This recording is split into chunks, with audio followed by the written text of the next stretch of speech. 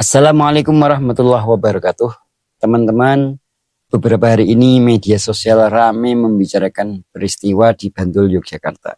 Sekelompok orang berhasil mengelabui bandar judi online alias judol hingga sang bandar rugi besar. Warganet banyak yang mendukung, bahkan ada yang menyebut karma instan. Tapi pertanyaannya, bagaimana Islam memandang menipu penipu seperti ini?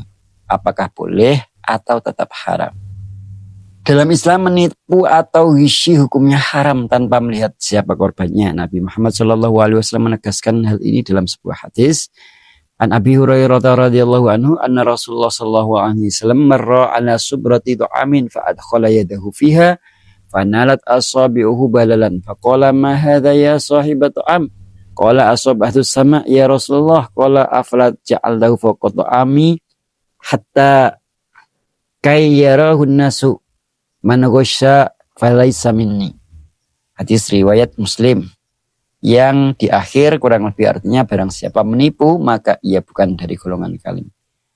Kalimat bukan dari golongan kami menunjukkan bahwa ini dosa besar dan sifatnya umum. Jadi menipu bandar judi sekalipun kalau tujuannya ambil keuntungan pribadi tetap dosa.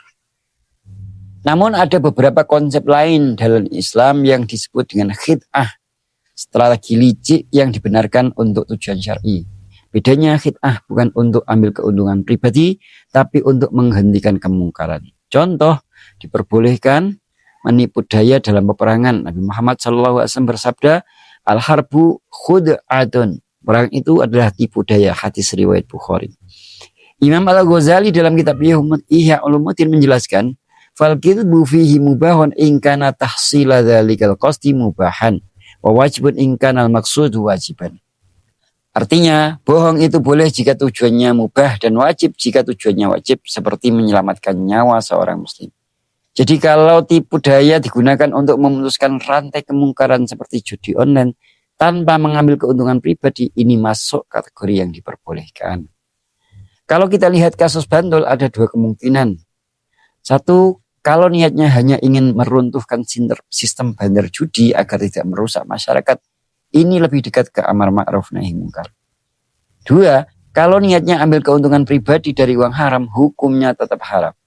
Ingat, uang hasil judi adalah harta haram. Pemiliknya pun tidak punya hak syar'i.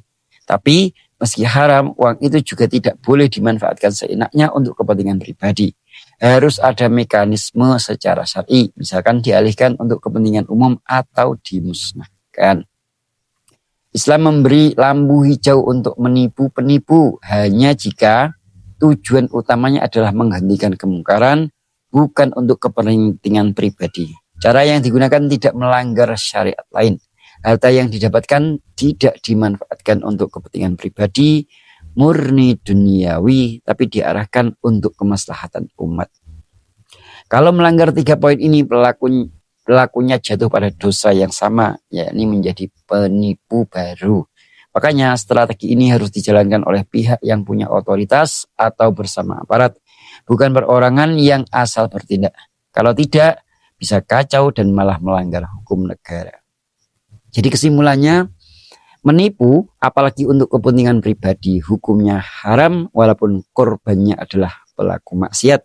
Tipu daya untuk menghentikan kemungkaran boleh asal niat dan caranya benar. Uang haram seperti hasil judi tidak boleh dimiliki pribadi, hanya boleh dimanfaatkan untuk kepentingan umat setelah dipisahkan dari niat mencari untung pribadi. Wallahu ta'ala alam bishawab.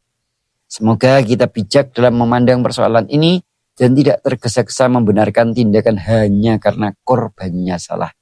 Wassalamualaikum warahmatullahi wabarakatuh.